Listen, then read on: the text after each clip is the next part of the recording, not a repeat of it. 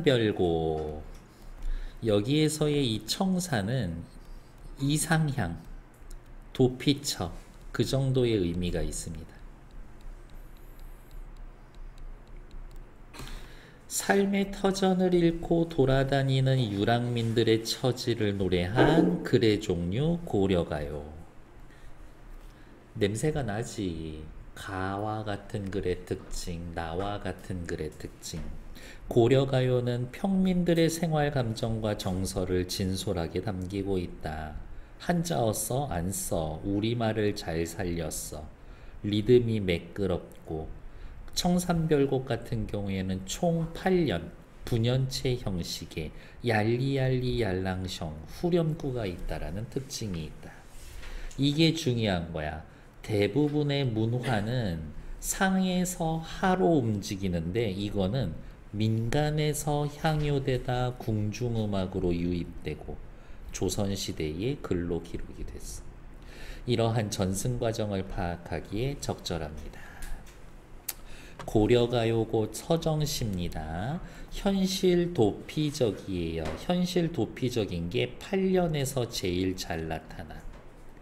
애상적인 건 전체적으로 그렇고 낙천적인 거는 후렴구에서 그러한 낙천성이 드러나.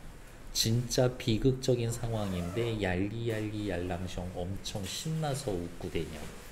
삶의 고뇌와 비애로부터 벗어나고 싶은 욕구 앤드 체념. 전체 8년이라 1, 2, 3, 4, 5, 6, 7, 8 나누면 앞부분은 청산의 노래, 뒷부분은 바다의 노래라고 해서 대칭 구조를 지니고 있는데 조건이 있어. 5년, 6년 바꾼다면 순서를 그러면 진짜 대칭 구조를 이룬다. AA, BA 구조가 반복적으로 나타나요. 살얼이 살얼이랐다. 청산에 살얼이랐다. 울어라 울어라 새여. 자곤 일어 울어라 새여. 이런 식으로. 후렴구의 리을 이응음을 반복하여 학교쌤에 따라선 얘네들을 유음이라고 할 수도 있습니다. 음악성을 드러내고 and 경쾌한 느낌을 준다. 그리고 이러한 경쾌함이 낙천성으로 이어지는 거다. 여러 가지 표현 방법은 나올 때마다 찾을 거고요. 뒷페이지로 넘어갑시다. 빨간색 펜이 있으면 미리 체크하고 가자. 청산, 새, 3년에 또 새, 4년에 밤, 5년에 돌, 6년에 바다, 7년에 사슴, 그리고 옆 페이지 8년에 강수, 술. 또다시 앞으로 넘어와서 자를 거예요. 어떻게 자를 거냐? 어디 있을까? 어떻게 자를 거냐? 요렇게 자를 거예요. 그 다음에 위에다가 청산의 노래. 다음 바다의 노래.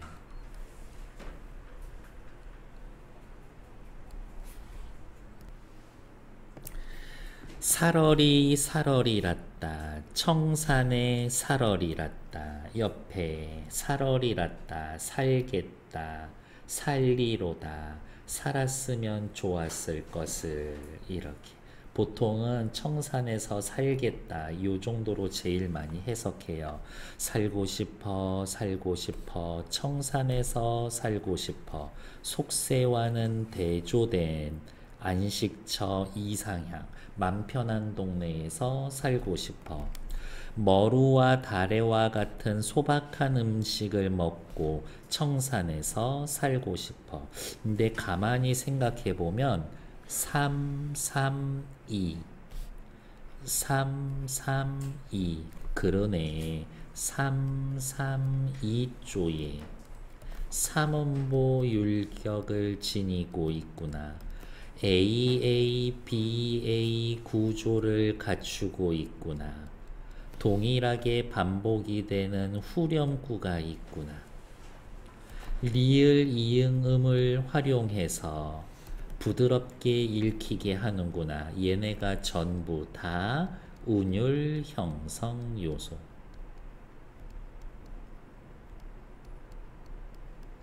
이렇게. 그러니까 시험 문제에는 이 작품의 운율 형성 요소가 아닌 것은 그렇게 물어보는 거지. 머루와 다래라는 소박한 음식, 박주산채. 찬호 또 옆에 필기 뭐 있어? 단상표. 네. 그리고요. 그 정도예요? 네. 네. 단표, 누항. 여기까지도 하나 더 체크해 놓읍시다. 마지막 거는 거리가 조금 있기는 하지만 얄리얄리 얄랑 숑 얄라리 얄라 후렴구 옆 페이지로 넘어갈게요. 후렴구의 기능 외우는 거예요. 악기의 의성어 흥을 돋운다 신나라고 리듬을 맞춘다 리을의 이응을 음악적 효과를 준다. 낙천적이고 명랑한 느낌을 준다. 또 쓸 거예요. 뭐라고? 각 연을 구분한다.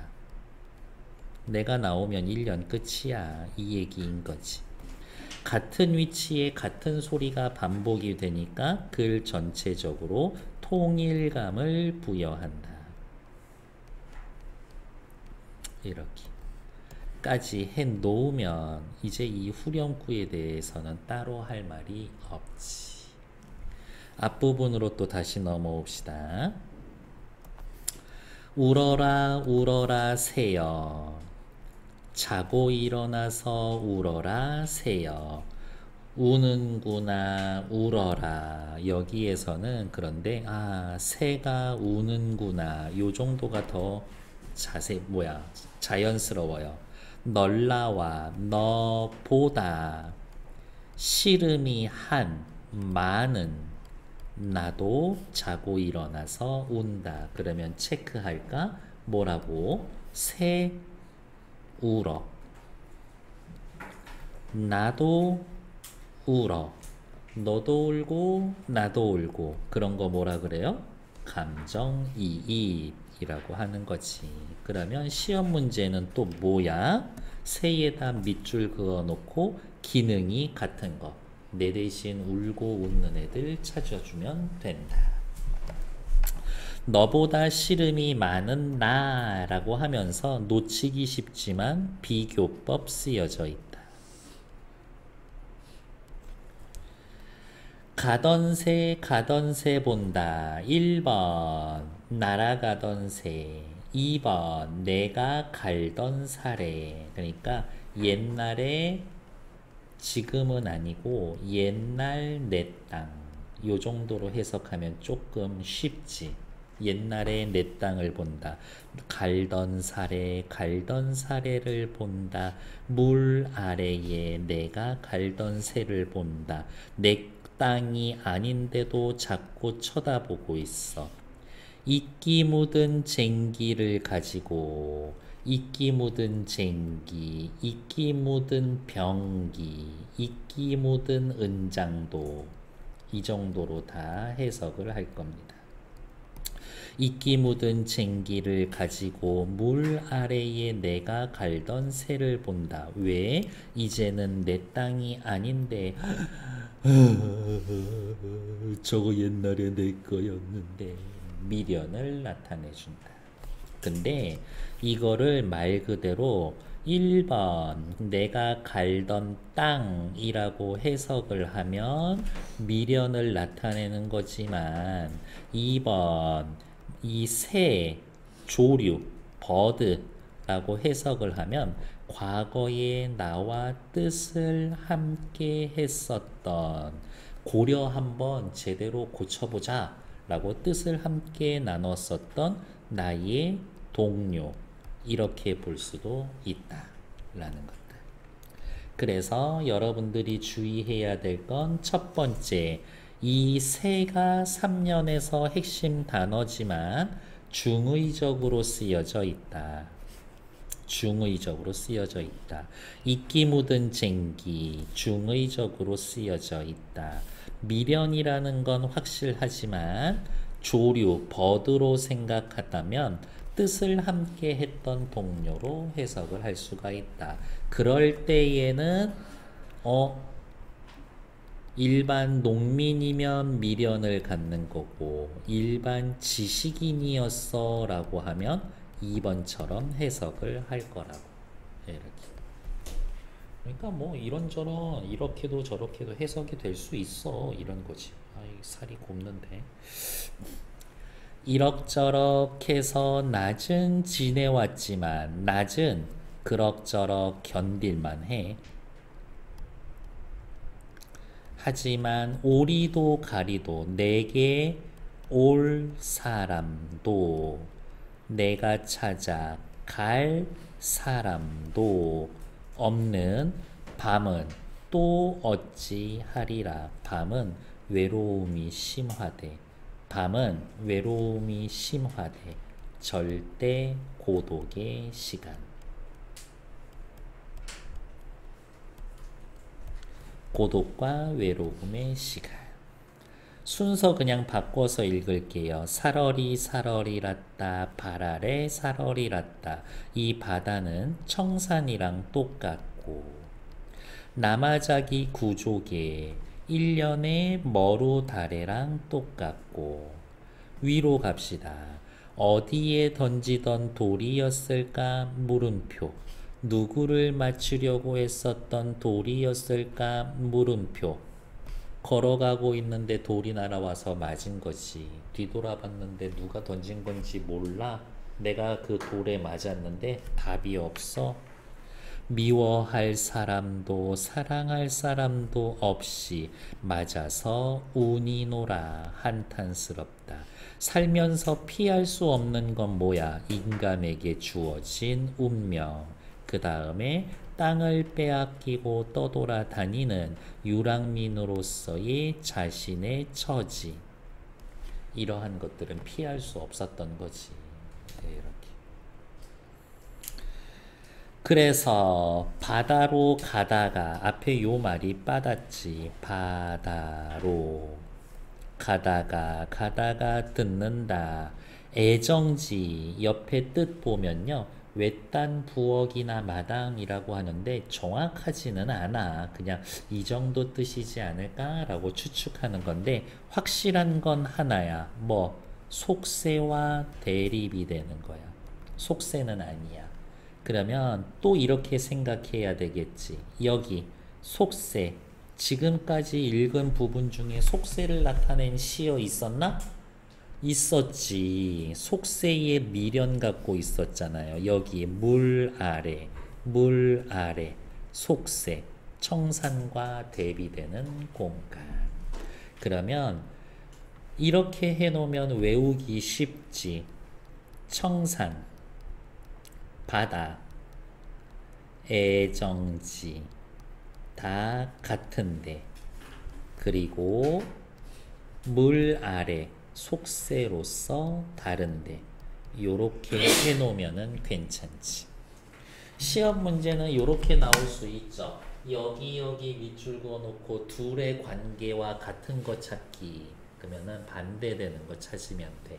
아니면 여러 군데 밑줄 그어놓고 다른 거 찾기. 외부 지문 나오는데 이거랑 같은 거 찾기, 이거랑 같은 거 찾기. 그런 식으로 나타내면 된다. 조금 더 꼬우면 여기와 관련되어 있을 때의 화자의 정서는 그러면 동경. 그거 찾으면 돼. 꿈꿉니다. 항상 바다는 자연이잖아요. 속세랑 대비되는 거. 애정지가 뭐 저쪽에 같이. 속세와 멀리 떨어진 부엌이야. 여기가 가다가 들어. 어디로 가고 있어? 바다로 가는 도중이잖아.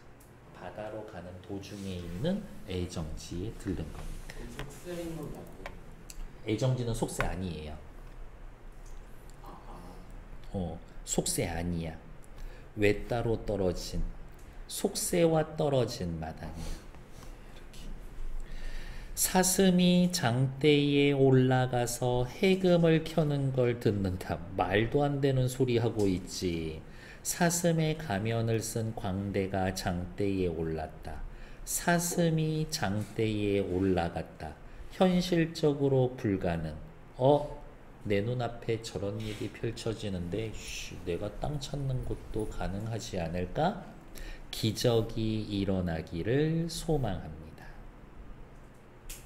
기적이 일어나기를 소망합니다. 얄리얄리얄랑숑 얄라리얄라. 근데 고려시대 평민이 땅을 빼앗겼는데 그거 다시 찾을 수 있어? 뺏은 놈이 죽었어? 절대 안 주지.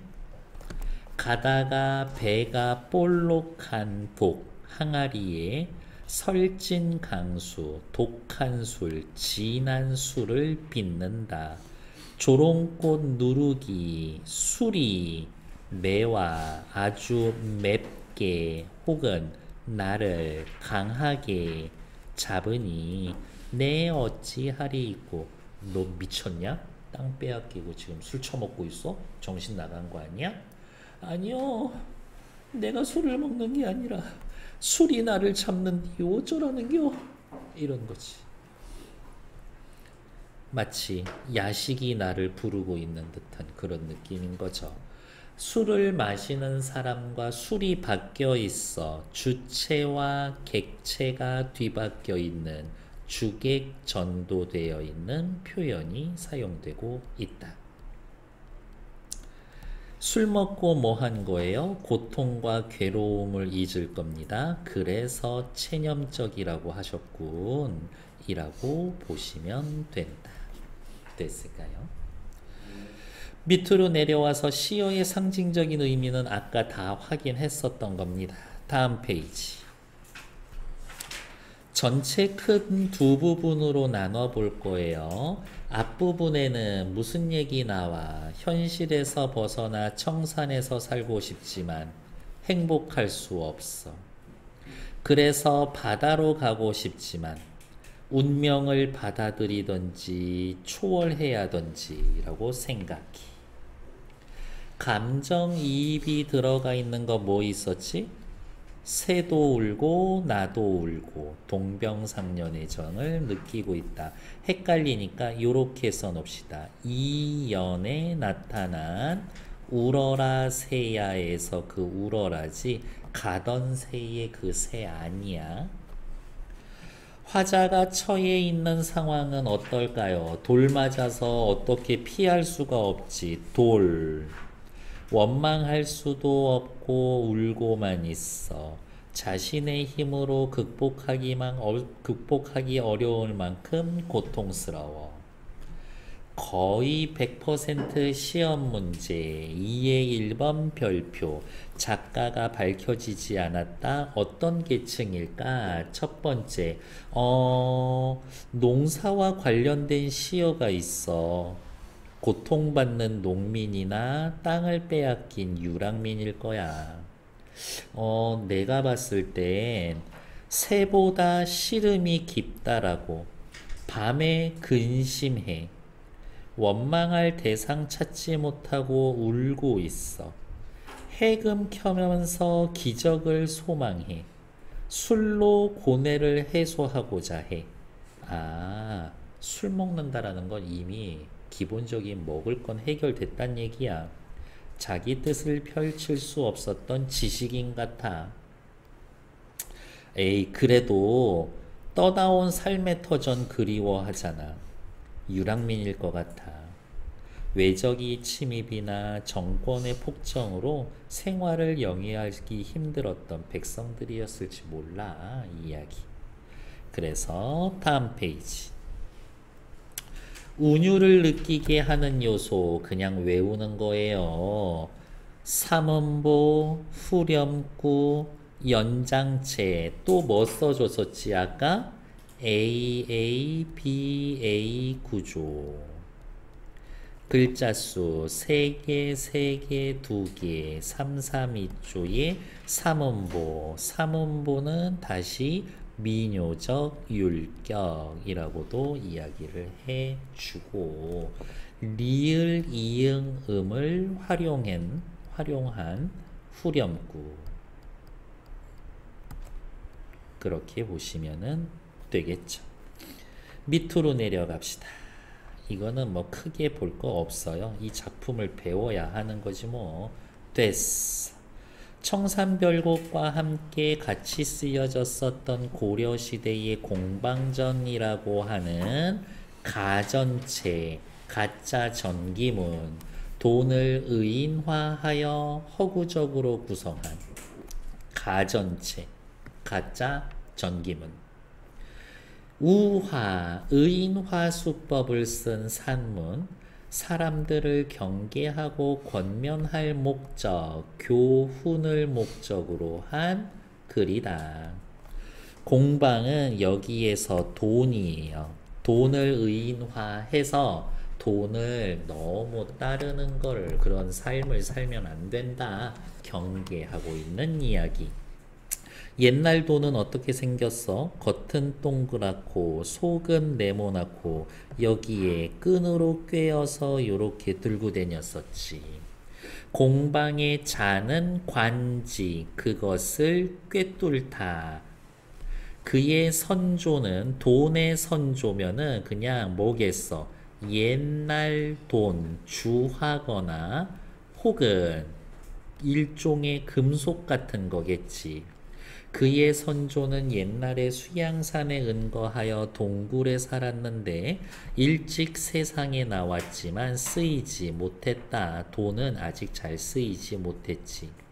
비로소 황제 시절에 조금씩 쓰였지만 성질이 강경하여 세상 일에 매우 단련되지 못했다. 그래서 많이 쓰이지 못했다.